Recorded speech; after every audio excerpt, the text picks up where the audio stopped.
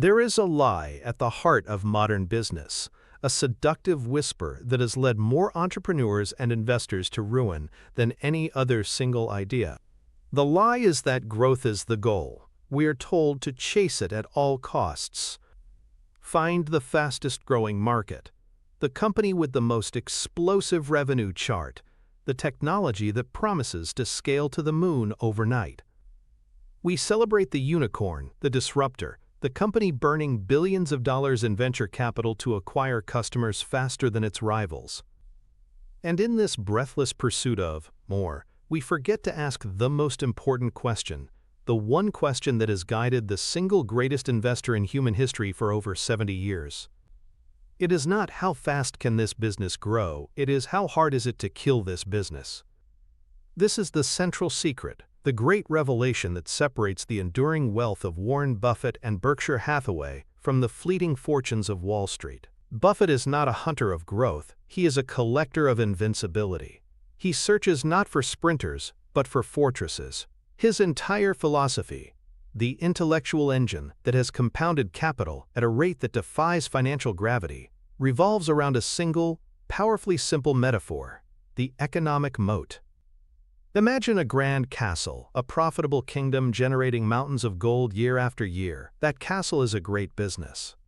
Now, in a world of capitalism, a profitable castle will inevitably attract enemies. Competitors, seeing the riches, will raise armies and march on the castle to take the gold for themselves. The average business, the business obsessed only with growth, is a castle built on an open plain. It may be beautiful and productive, but it is defenseless. The moment its success becomes known, it is swarmed by competitors who copy its products, undercut its prices, and steal its customers until all the profit, all the gold, is gone. A business worth owning, a business worth a lifetime of investment, is a castle surrounded by a deep, wide, treacherous moat filled with hungry crocodiles. That moat is its durable competitive advantage. It is some structural feature of the business that makes it nearly impossible for those competing armies to cross and attack the castle. The moat is what protects the profits. It is what ensures the kingdom's survival and prosperity not for the next quarter, but for the next generation. For decades, the financial world has tried to complicate this idea with jargon and complex models, but Buffett's genius lies in its simplicity. He understands that the game of long-term investing and business strategy is not about predicting the future. It's about finding a business with a moat so powerful, so durable, that you don't need to predict the future. The moat ensures the business will still be the dominant force in its industry 10, 20, even 50 years from now.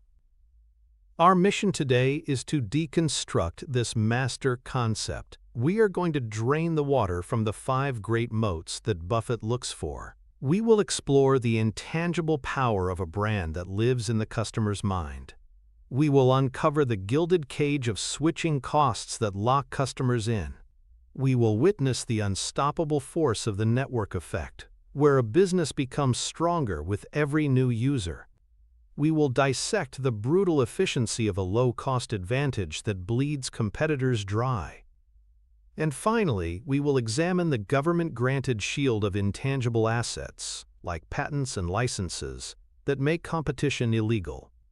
By the end of this journey, you will no longer see the world of business the same way. You will possess the mental framework that forms the very core of Warren Buffett's investment thesis, a lens that filters out the noise of short-term fads and focuses only on the structural foundations of enduring wealth creation. This is the formula for an unbeatable business. Our first stop is perhaps the most powerful and yet the most mysterious of all the economic moats. It's a moat that isn't dug in the ground or built with bricks and mortar. It is excavated directly into the human mind.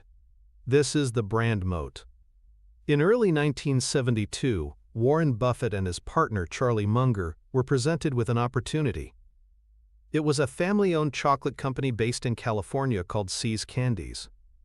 From a purely quantitative perspective, the initial numbers were not thrilling to Buffett. The See family wanted $25 million for the business. At the time, See's had about $8 million in tangible assets, things like stores, equipment, and inventory.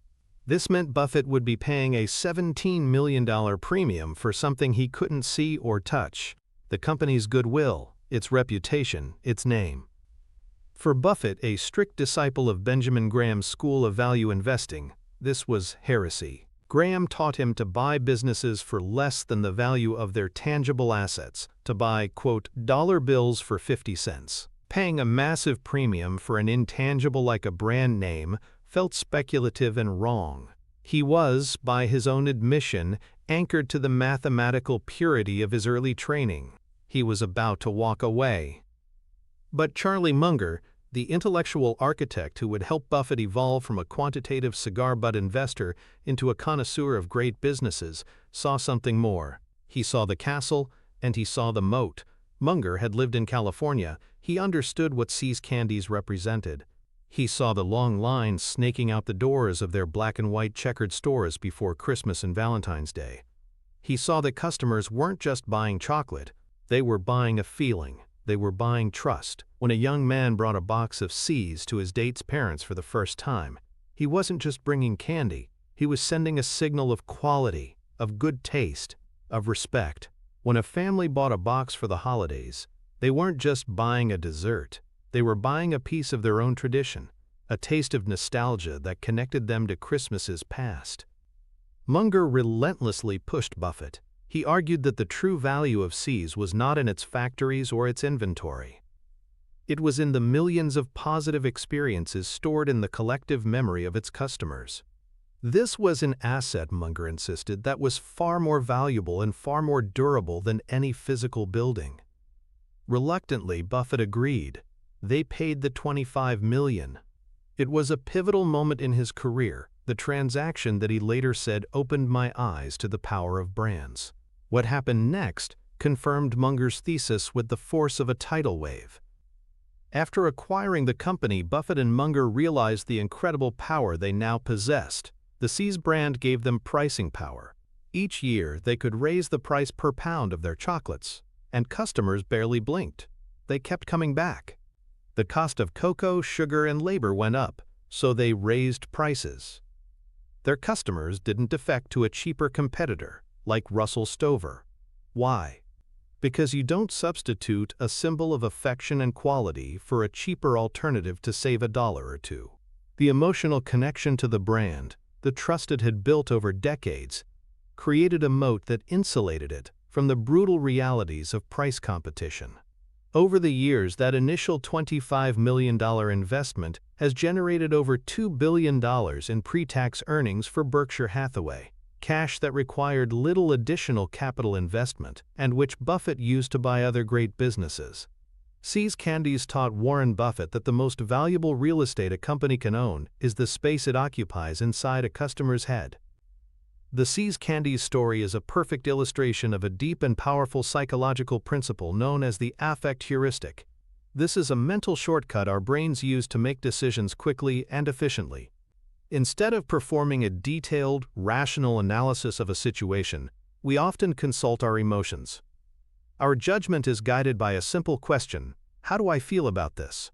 A strong brand, cultivated over decades, weaponizes the affect heuristic. When you see the iconic script of Coca-Cola, you don't perform a chemical analysis of its ingredients versus Pepsi's. You are flooded with a lifetime of accumulated associations: happiness, refreshment, sharing, holidays. These positive feelings, carefully curated through billions of dollars in advertising, create a powerful emotional pull that bypasses rational thought. You reach for the Coke because it feels right. This is not a sign of intellectual weakness. It is a feature of human cognition. Our brains are designed to conserve energy. Creating these emotional tags for brands allows us to navigate a complex world of choices without being paralyzed by analysis. A competitor can replicate a flavor. They can even try to undercut the price. But they cannot easily replicate the decades of positive emotional experiences that are baked into a consumer's mind. That is the essence of the brand moat. It also taps into another powerful cognitive bias: social proof. When a brand achieves ubiquity, like Nike or Apple, its very popularity becomes a signal of its quality and desirability. We see others using the product, so we assume it must be a good choice. This creates a self-reinforcing loop. The more people who buy it, the more trustworthy and desirable it seems, which in turn convinces more people to buy it. A new company trying to break into this market faces an enormous barrier. They are not just fighting against a product, they are fighting against a deeply ingrained social consensus. A brand moat, therefore, is a fortress whose walls are made not of stone, but of human emotion and social trust, making them invisible to competitors but nearly impossible to breach. This understanding of behavioral science is crucial for any serious executive decision-making in marketing and business strategy. So how can you, as an investor or an entrepreneur, translate this powerful theory into a practical tool? How can you spot a true brand moat in the wild? The blueprint is a simple but profound mental model that Buffett himself uses, the pricing power test. It's a qualitative thought experiment that cuts through all the noise of financial statements and market reports to get to the heart of a brand's strength. The process is simple. First, identify a company and its core product. It could be an iPhone, a cup of Starbucks coffee, a Hershey's chocolate bar.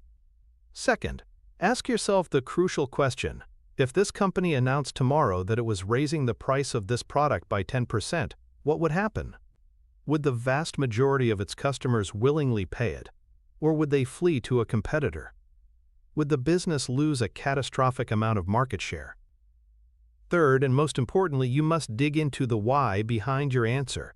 If you believe customers would stay, what is the force holding them there? Is it simply habit? Or is it something deeper? Is it a sense of identity, the feeling that I'm an Apple person? Is it trust, the belief that this brand guarantees a certain level of quality or service? Is it a status symbol? If a company can routinely pass on its own rising costs to customers and even increase its own profit margins by raising prices, without fear of a mass exodus, it has demonstrated a powerful brand moat. This is the ultimate sign of a business that is not a commodity, a business that is a price maker, not a price taker. As an entrepreneur, this mental model should be the North Star for your branding efforts. Your goal is not just to sell a product, but to build a relationship with your customers so strong that your brand becomes their default choice, insulated from the gravitational pull of price. This is the kind of deep stock analysis that moves beyond spreadsheets and into the realm of human psychology, a cornerstone of any robust investment thesis for long-term investing. The power of this model becomes blindingly clear when we examine its antithesis, the path of the 99%. This is the path of the company that chases growth without a brand, the business built on the shaky foundation of rented customers. Consider the cautionary tale of the meal kit delivery industry in the mid-2010s. Companies like Blue Apron and HelloFresh burst onto the scene with a compelling value proposition and enormous amounts of venture capital funding. Their growth was astronomical. They spent hundreds of millions of dollars on marketing, offering steep introductory discounts to lure customers in. For a time, they looked like the future of food. But they had a fatal flaw. They had built no brand loyalty. They had no moat. Customers signed up for the 50% off offer, tried the service for a few weeks, and then, the moment the discount expired, they were gone, lured away by a 60% off offer from a competing service. The customers were loyal to the deal, not the brand. These companies were locked in a brutal and expensive war for market share, a race to the bottom that incinerated capital. Their customer acquisition cost was sky high, and their customer lifetime value was pitifully low. They were growing, yes, but it was unprofitable, unsustainable growth. They had mistaken a clever marketing strategy for a durable business model. They had built a beautiful castle on an open plain, and their profits were being carried away daily by the armies of competition. This is the fate of any business that lacks the protective barrier of a true brand. It is a constant, exhausting struggle for survival in a commoditized world, the polar opposite of the calm, compounding machine that a great brand creates. The financial manifestation of a strong brand moat is as beautiful as it is clear once you know where to look on a company's financial statements. It's a story told in numbers that confirms the qualitative strength you identified with the pricing power test. The first place to look is the gross margin. This is the percentage of revenue left after subtracting the cost of goods sold. A company with a powerful brand can command premium prices for its products, prices that are far higher than the cost of the raw materials and labor that went into them. Look at a company like Coca-Cola or Nike. Their gross margins are consistently high, a direct reflection of the fact that people are paying for the brand, not just the sugar water or the stitched leather. The second indicator is a low and stable sales and marketing expense as a percentage of revenue. A business with a weak brand has to constantly shout to be heard. It must spend a huge portion of its revenue on advertising and promotions just to convince people to buy its product. A great brand, on the other hand, has a gravitational pull. It pulls customers in. While companies like Apple and Coca-Cola certainly spend a lot on advertising, it's often more about reinforcing the brand's position than desperately acquiring new customers. The brand itself does the heavy lifting. Finally, and most powerfully, a brand moat leads to a high return on tangible assets. Think back to See's Candies. The business generates enormous profits, but those profits are not coming from its relatively small base of physical assets like stores and factories. They are coming from the invisible asset, the brand. This allows the company to produce a huge amount of profit with very little capital investment, freeing up immense amounts of cash that can be returned to shareholders or reinvested. This financial profile, high gross margins, efficient marketing, and a stellar return on tangible assets is the unmistakable signature of a business protected by a deep and durable brand moat, a key component of any sophisticated company valuation. While a brand moat is constructed in the mind, our second type of economic moat is built from a far more tangible and often frustrating reality. It is the moat of high switching costs. This is the protective barrier created when a business makes it incredibly difficult, expensive, or time-consuming for a customer to abandon their product or service and move to a competitor. It creates a gilded cage. Even if a rival offers a slightly better or cheaper product, the pain of switching is so great that the customer stays put. This creates a state of inertia that is a business owner's dream and a consumer's recurring nightmare. Warren Buffett's long and immensely profitable investment in Moody's Corporation is a masterclass in the power of switching costs. To understand this moat, you first have to understand what Moody's does. Along with its primary competitor, Standard & Poor's, Moody's provides credit ratings for corporations and governments that want to issue bonds. If a company wants to borrow billions of dollars on the public markets, it needs a stamp of approval from one of these agencies. This rating, AAA, AA, and so on, is a signal to investors about the safety of the bond. For much of the 20th and early 21st centuries, this industry was a classic duopoly. Now, imagine you are the chief financial officer of a major corporation. You have billions of dollars of bonds outstanding, and all of them have been rated by Moody's for years. The global network of investors, banks, and pension funds who own your debt all know and trust the Moody's rating system. Now, a new, slightly cheaper rating agency comes along and offers to rate your next bond issue for a lower fee. Do you switch? The answer is almost certainly no. The perceived cost saving is minuscule compared to the potential chaos. Switching would mean introducing a new, unfamiliar rating to investors, potentially confusing them and making them demand higher interest rates to compensate for the uncertainty. All of your historical financial data and debt covenants are intertwined with the Moody's framework. Switching would be a logistical nightmare, a massive internal headache for a trivial benefit. You are, for all intents and purposes, locked in. This lock-in gave Moody's incredible pricing power. They could raise their fees year after year, and their customers had little choice but to pay. The business required almost no tangible assets. It was just the opinions of analysts, and as a result, it gushed free cash flow. Even after the company's reputation was tarnished during the 2008 financial crisis for its role in rating mortgage-backed securities, the fundamental business model and its switching cost moat remained largely intact. Buffett understood that the company's true asset was the institutional inertia it had cultivated, a moat far more powerful than its controversial opinions. The underlying psychological principles that make the switching cost moat so effective are loss aversion and the status quo bias. The concept of loss aversion, pioneered by psychologists Daniel Kahneman and Amos Tversky, demonstrates that for human beings, the psychological pain of losing something is about twice as powerful as the pleasure of gaining something of equivalent value. When a customer considers switching from a product or service they already use, they aren't just thinking about the potential benefits of the new option. They are forced to confront the potential losses: the loss of their data, the loss of their established workflows, the loss of familiarity, the time they will lose learning a new system. These potential losses loom large in the human mind, often overpowering the allure of a new feature or a small discount.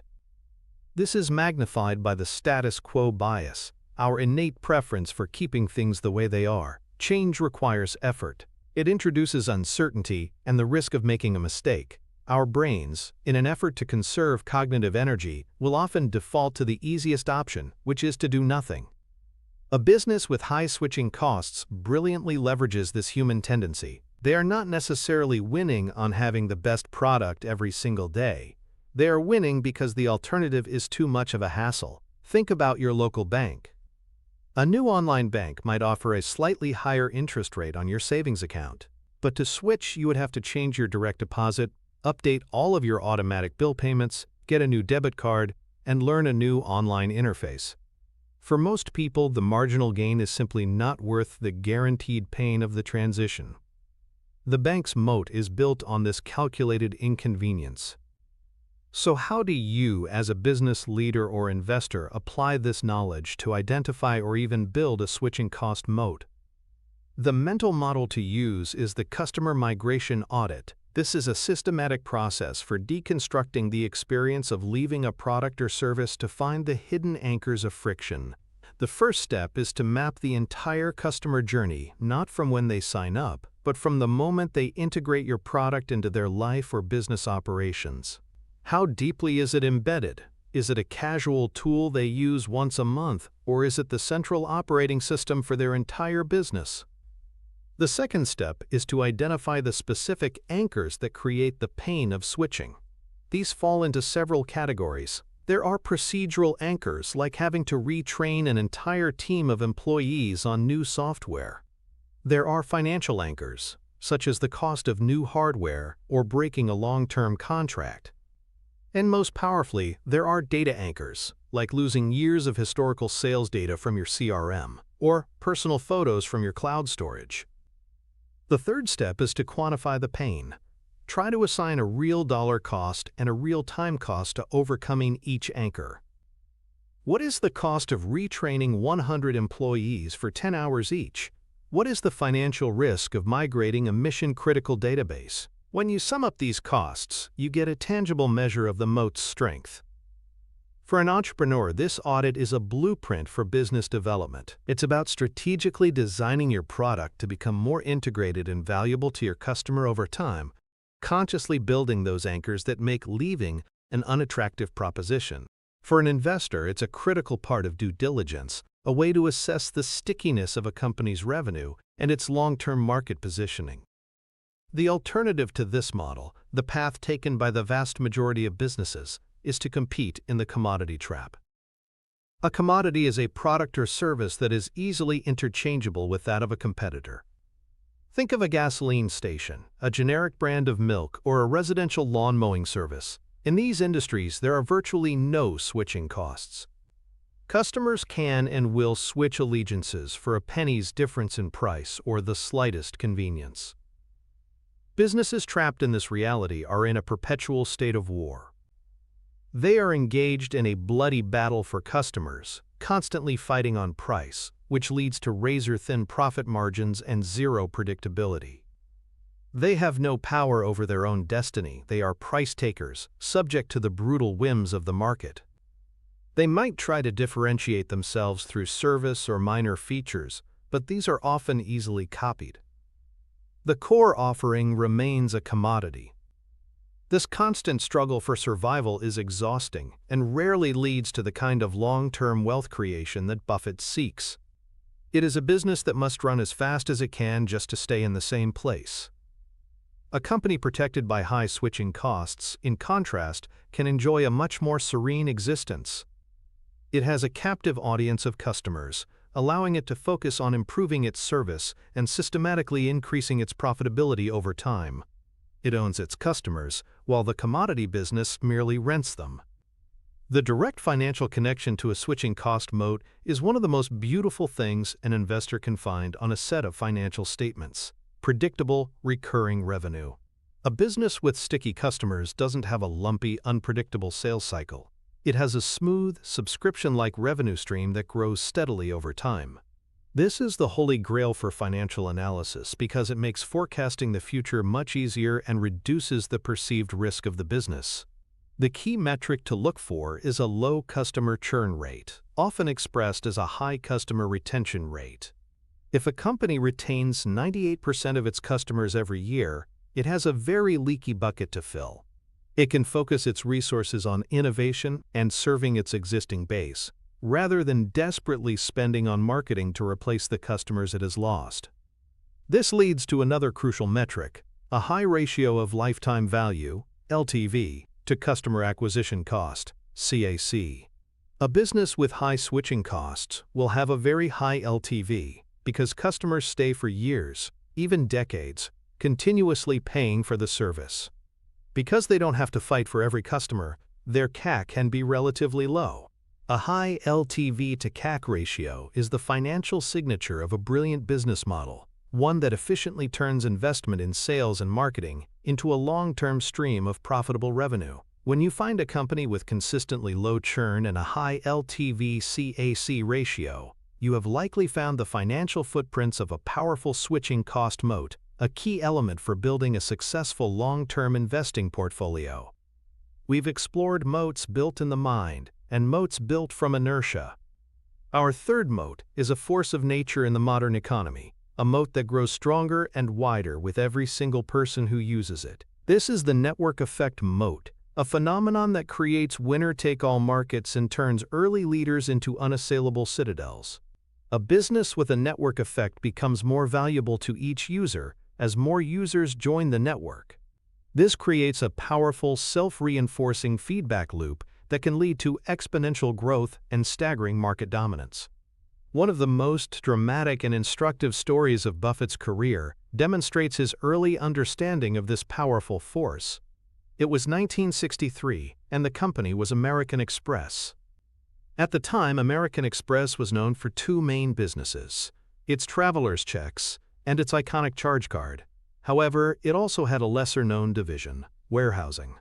This division would inspect a company's inventory and then issue receipts against it, which the company could then use as collateral to get loans. One of their biggest clients was the Allied Crude Vegetable Oil Company, run by a charismatic fraudster named Tino DeAngelis.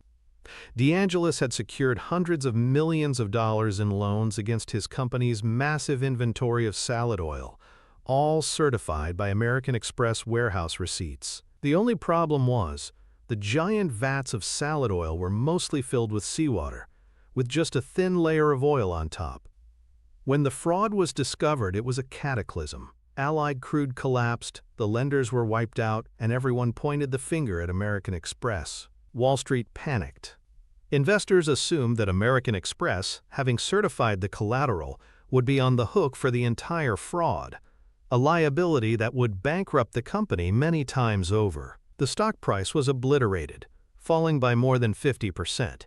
It was a moment of maximum fear and uncertainty. But Warren Buffett, then a young, relatively unknown money manager, saw an opportunity. He didn't just look at the stock chart, he did the work. He went out into the real world to see if the scandal had actually damaged the core business. He went to restaurants and travel agencies. He talked to merchants and customers. He asked them, "Are you still accepting American Express cards? Are you still using the traveler's checks?" The answer he heard, again and again, was a resounding yes. The salad oil scandal was a disaster for the warehousing division, but it was a non-event for the payments network. The true value of American Express, Buffett realized, was not in its warehouses or its balance sheet. It was in the network. There was a network of millions of affluent cardholders who wanted the convenience and prestige of the card, and there was a network of hundreds of thousands of merchants who accepted the card because that's where the big spenders were. Each side of this network reinforced the other. More cardholders attracted more merchants, which in turn made the card more valuable to cardholders. This virtuous cycle, this powerful network effect, was the company's real asset, and it was completely unharmed by the scandal. Convinced of the moat's durability, Buffett invested 40% of his partnership's capital into the beaten-down stock. It was a massive bet, and it paid off handsomely as the market eventually realized the network was intact, and the scandal's financial impact was manageable. He saw the unassailable citadel through the smoke of a temporary crisis. The psychological engine driving the network effect is a supercharged version of herd behavior and social proof. As a species, we are wired to follow the crowd. It's a survival instinct. In ancient times, if you saw everyone in your tribe suddenly run in one direction, it was a very good idea to run with them, rather than stopping to analyze the situation. In the modern world, this translates into a powerful desire to be part of the dominant social or technological platform. We join Facebook or Instagram because that's where our friends are. We use Microsoft Word because that's the standard format everyone else uses for documents. This is herd behavior in action. The network's very size then becomes overwhelming social proof. The fact that billions of people use a platform is a powerful signal that it must be the best and most reliable choice. This creates an incredibly powerful pull for any remaining non-users to join, a phenomenon often called fear of missing out, or FOMO.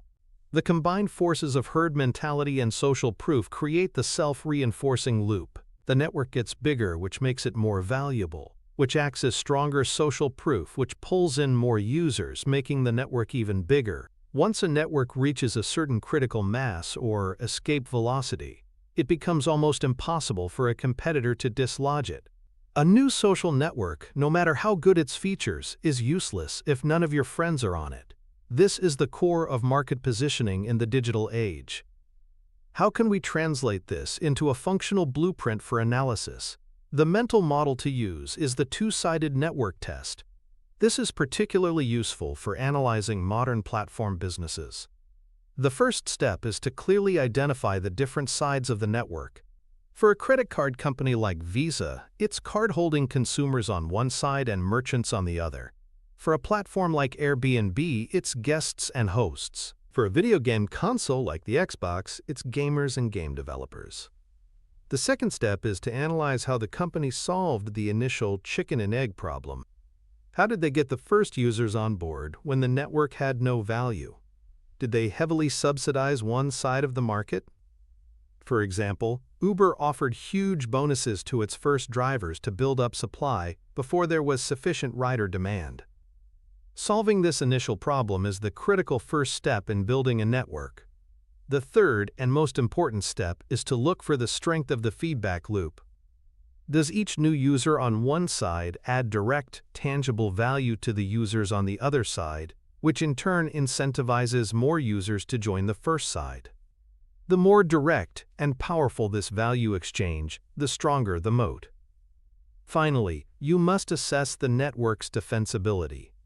How hard would it be for a deep-pocketed competitor to replicate this network? Is the value purely in the number of users?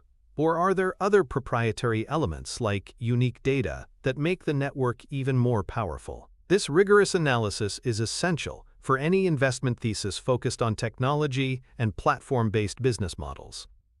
The antithesis of a successful network effect is what is known as the empty nightclub problem. This is the tragic fate of countless technology startups. An entrepreneur has a brilliant idea for a new platform.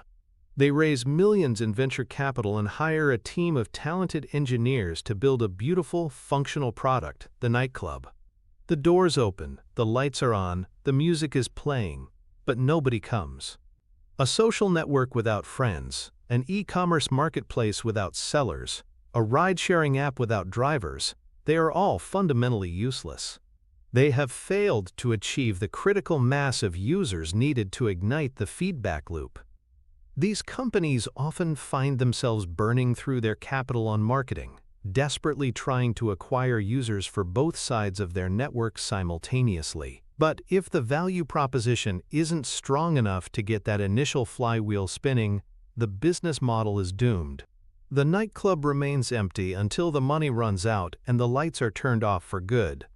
This is a common and brutal failure mode in entrepreneurship, a stark reminder that a great product is not enough. In a network-based business, the network time-size the product, and building it is the primary challenge.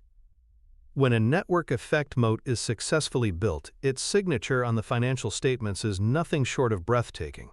The first thing you'll see is exponential hockey stick growth in user metrics, monthly active users, daily active users, transaction volumes.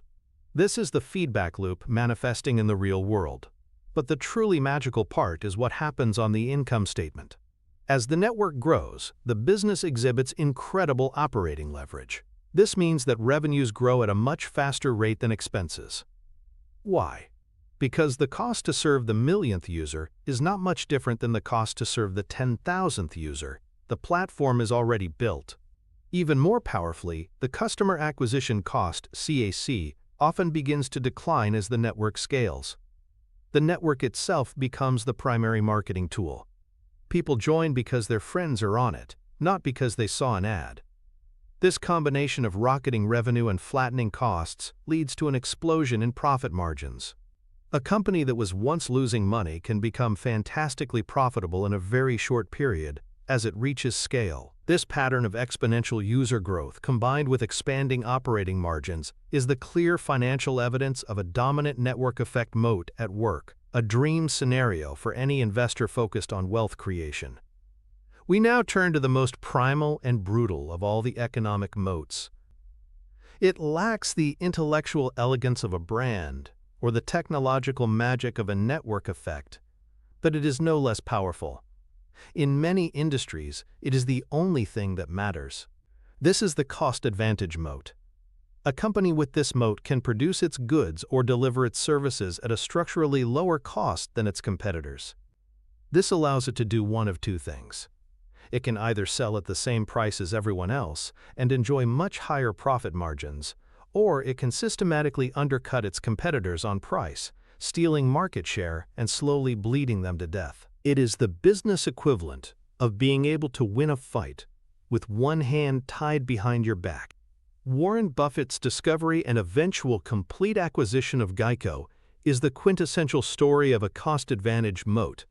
The tale begins when Buffett was a young student at Columbia University, studying under the legendary Benjamin Graham.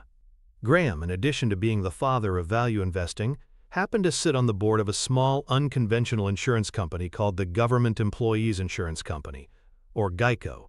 Intrigued, the 20-year-old Buffett took a train to Washington, D.C. on a Saturday, hoping to learn more. He arrived at GEICO's headquarters to find it closed, but by a stroke of luck he found a janitor who let him in. That janitor pointed him to the only other person working that day, a high-level executive named Lorimer Davidson. For the next 4 hours, Davidson patiently explained the entire GEICO business model to the eager young student. The genius of GEICO was its radical distribution model. At the time, virtually all auto insurance was sold through a massive network of independent agents who earned a commission on every policy they sold. This commission structure was a huge and permanent part of the industry's cost structure. GEICO's founders had a brilliant insight. What if they bypassed the agents entirely? They decided to sell directly to consumers, initially targeting a low-risk pool of government employees. This single decision gave GEICO a massive structural and durable cost advantage over every single one of its competitors. They didn't have to pay agent commissions, which meant they could offer identical insurance policies for a much lower price. The savings were not temporary or based on a sale. They were baked into the DNA of the business model. Buffett was thunderstruck. He understood immediately that this was a machine built to win. He went back and put more than half of his personal net worth into GEICO stock. Decades later, after a period of mismanagement nearly bankrupted the company, Berkshire Hathaway would step in, first as a major investor and eventually as the outright owner.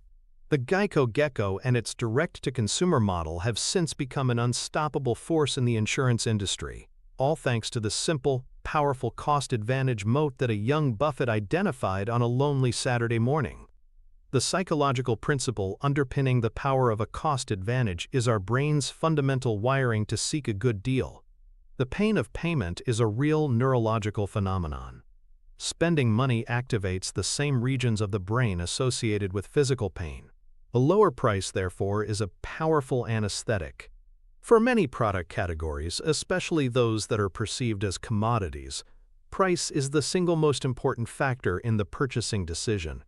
A company that can consistently offer the lowest price has a nearly irresistible pull on the rational, cost-conscious part of the consumer brain. This is especially true in markets with what economist George Akerlof called information asymmetry. In industries like insurance or banking, the actual product is complex and hard for the average person to evaluate. When faced with two seemingly identical auto insurance policies, the consumer has very little basis for comparison other than the price. The company with the structural cost advantage can weaponize this reality. They can make the decision incredibly simple for the customer. We are the same as them but cheaper. This creates a gravitational pull that is incredibly difficult for higher-cost competitors to fight. They are forced to either match the price and lose money on every sale, or maintain their prices and watch their customers steadily erode. It's a slow and agonizing death. To identify a true cost-advantage moat, you need a mental model that allows you to dissect a business and its industry piece by piece. This model is the value chain deconstruction. The first step is to map out the entire value chain of the industry, from the procurement of raw materials all the way to the final delivery and after-sales service. Every industry has a unique chain of activities that create its final product. The second step is to benchmark the company you are analyzing against its key competitors at every single stage of that chain. The goal is to find where the significant cost discrepancies lie. Is the company's advantage in sourcing? Does it have immense buying power, like Costco or Walmart, that allows it to get better prices on its inventory? Is it in manufacturing? Has it developed a unique process or technology that allows it to produce goods more cheaply? Or is the advantage in distribution, like GEICO's direct model or Amazon's hyper-efficient logistics network? Sometimes the advantage simply comes from scale. The fixed costs of the business are spread over such a huge volume of sales that the per-unit cost becomes incredibly low. The third and most critical step is to evaluate the durability of this advantage. Is it a temporary edge that a competitor could copy, or is it a structural barrier that is deeply embedded in the business model? A unique process can be reverse-engineered. A smart marketing tactic can be copied, but a nationwide network of warehouses built over decades, or a business model that fundamentally eliminates a layer of industry costs, is far more difficult to replicate. This deep analysis of a company's operational efficiency is the hallmark of a CEO mindset focused on long-term sustainable advantage, not just short-term profits. The antithesis of a business with a cost-advantage moat is one suffering from death by 1,000 cuts. This is the fate of companies stuck in the middle of a competitive industry with no clear edge. They are price takers, completely at the mercy of market forces. Their existence is a constant squeeze. On one side, their suppliers are raising the costs of raw materials and labor. On the other side, lower-cost competitors are putting constant downward pressure on the prices they can charge their customers. Their profit margins are relentlessly ground down over time. These companies often try to fight back in desperate ways. They might try to add new features to their products, but this usually just adds complexity and cost without creating real differentiation. Or they might engage in promotional pricing and discounts, which temporarily boost sales but further destroys their profitability. Their financial statements tell a sad story of stagnant revenues, shrinking margins, and a desperate, ongoing struggle to break even. This is the grim reality for the 99% of businesses operating in commoditized fields. They are stuck on a treadmill of mediocrity, unable to generate the excess returns needed for true wealth creation.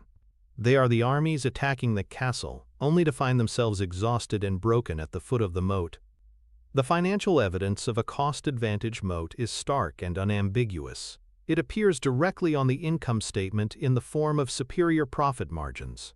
Compare the company's gross margin and, more importantly, its operating margin to those of its closest competitors. A company with a durable cost advantage will consistently post higher margins, year in and year out. This demonstrates that it has a fundamental structural edge that allows it to convert revenue into profit more efficiently than its peers. Another key indicator can be a higher asset turnover ratio. This metric, calculated by dividing revenue by total assets, shows how efficiently a company is using its asset base to generate sales. A low-cost leader like Walmart, for example, has an incredibly high asset turnover because it moves a massive volume of inventory through its stores very quickly. The combination of healthy margins and high asset turnover leads to a superior return on invested capital, ROIC, which is a comprehensive measure of a company's profitability and efficiency.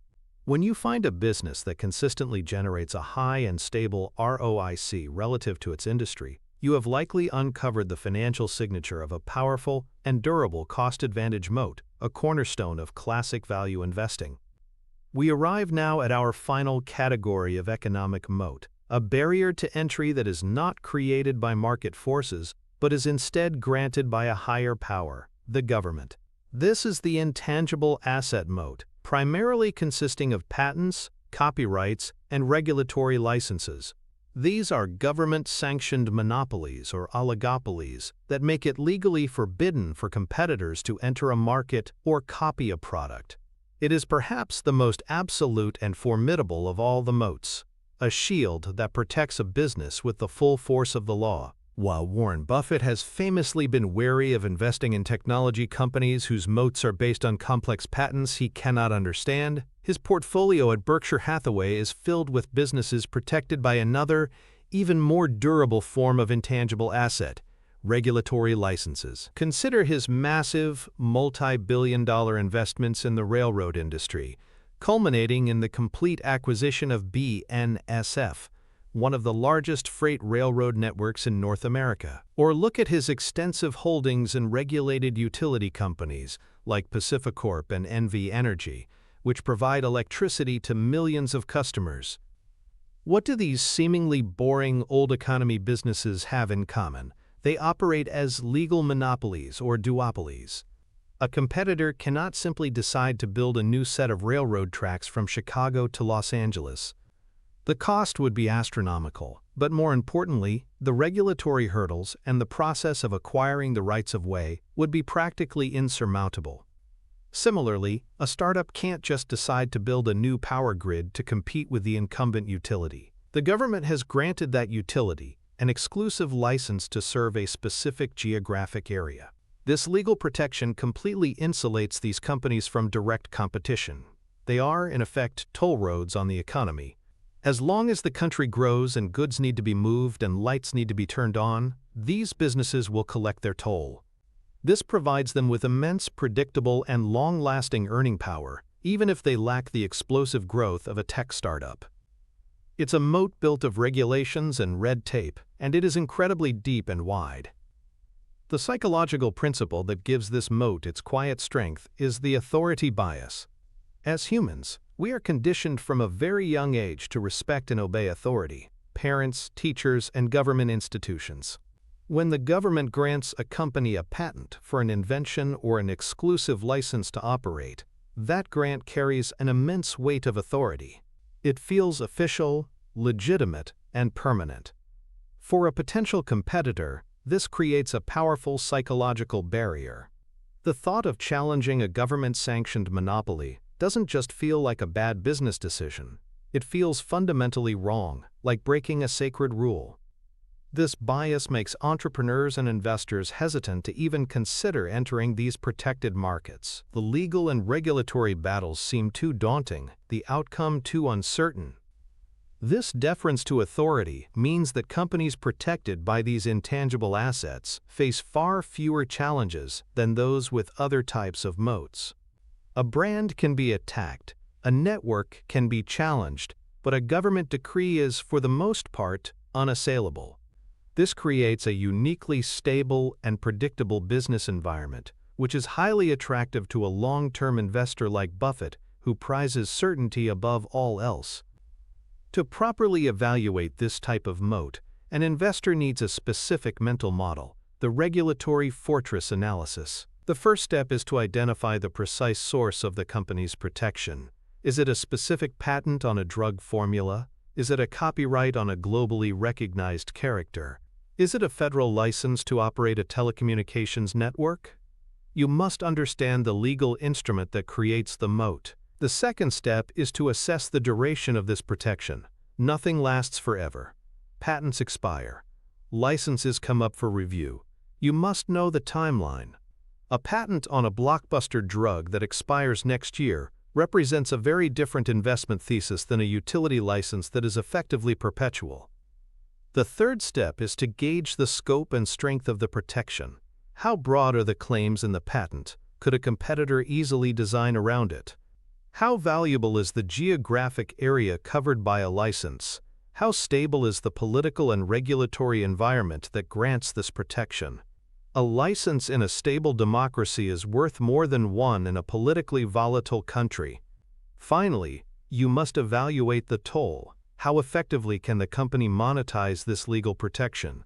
A patent on a life-saving cancer drug that can be sold for thousands of dollars per dose is infinitely more valuable than a patent on a minor improvement to a kitchen gadget. This detailed analysis of the legal and regulatory landscape is a critical component of any serious financial analysis, particularly in sectors like healthcare, infrastructure, and telecommunications. The path of the 99% in this arena is defined by two major pitfalls: the patent cliff and the fad trap. The pharmaceutical industry is the classic example of the patent cliff. A company might spend $1 billion and a decade developing a new drug. For the life of its patent, typically 20 years from the filing date, it has an absolute monopoly. It can charge enormous prices and generate billions in profits. But the moment that patent expires, the clock strikes midnight. The next day, generic drug manufacturers can enter the market with chemically identical versions of the drug at a fraction of the price. The original company's revenue stream from that drug can collapse by 90% or more almost overnight. This is the patent cliff, and it is a brutal reality of the industry. A company that relies on a single patented product without building a pipeline of new drugs or a strong brand is living on borrowed time. The fad trap is similar, often seen with copyrights. A company might own the rights to a character from a movie that becomes a global phenomenon. For a few years, they can sell billions of dollars in toys, apparel, and merchandise. But public tastes are fickle. What is a cultural sensation one year can be forgotten the next. Relying on a temporary, fad-driven, intangible asset without building other, more durable moats is an incredibly risky business strategy. It mistakes a temporary windfall for a sustainable business. The financial signature of a business protected by a strong, durable, intangible asset moat is often the profile of a pure monopoly. Because direct competition is legally restricted, these companies often exhibit extremely high and remarkably stable profit margins. They don't need to engage in price wars or spend excessively on marketing to defend their turf. This leads to the generation of massive and predictable streams of free cash flow. One of the most telling signs is an exceptionally high return on equity (ROE). This is because the most valuable asset generating the profit, the patent or the license, is often carried on the balance sheet at a historical cost of zero or a very low value. The company is able to generate enormous profits with a very small base of recorded equity, leading to sky-high ROE figures. Because these businesses don't need to constantly reinvest capital to fend off competitors, they can return vast sums of money to their shareholders in the form of dividends and stock buybacks. This is the ultimate endgame for a capital allocator like Buffett, a business that requires little additional investment and produces a torrent of cash that can be used to buy other wonderful businesses. It is the financial pinnacle of a truly unbeatable business. You have just spent this time rewiring the architecture of your business mind. You have installed a new lens for viewing the entire world of commerce and investing, a lens ground to the precise specifications of Warren Buffett himself. Before, you might have been drawn to the shimmering illusion of growth. Now you see the world as he does, as a landscape of castles and moats. You now possess the foundational framework that he uses to separate fleeting success from enduring empires. The ability to identify the 5 great structural barriers that protect a business from the relentless forces of competition. You have acquired a powerful mental tool. But understanding the asterisk what, the 5 moats of brand, switching costs, network effects, cost advantages, and intangible assets, is only the first step on this journey. The true mastery, the kind of deep, intuitive understanding that underpins a multi-hundred-billion-dollar enterprise like Berkshire Hathaway, comes from understanding the asterisk how and the asterisk when. How do you accurately calculate the value of a business with a moat? When is the price you pay for that fortress a bargain? And when is it a fool's errand? What are the subtle early warning signs that a moat is beginning to narrow, long before the damage ever shows up on an income statement? The answers lie in connecting the model you have just learned to the next piece of the puzzle. The system of thought that leads to extraordinary results is a network of interconnected mental models. The map you have just been given shows you where the great fortresses are located. But the video that is now appearing on your screen, that is the key to the treasury. It is the operating manual for the siege engine. It is the crucial link that turns the identification of a great business into the successful execution of a great financial decision. Most people will stop here, satisfied with this new piece of theory. They will feel a flicker of insight and then move on. But you are not most people. You have invested this time because you are an architect, not a tourist. You are building something. The decision to click is not about passively watching another video. It is an active commitment to finishing the blueprint you have started. It is a choice to continue your ascent, to add the next essential weapon to your mental arsenal. Complete the map.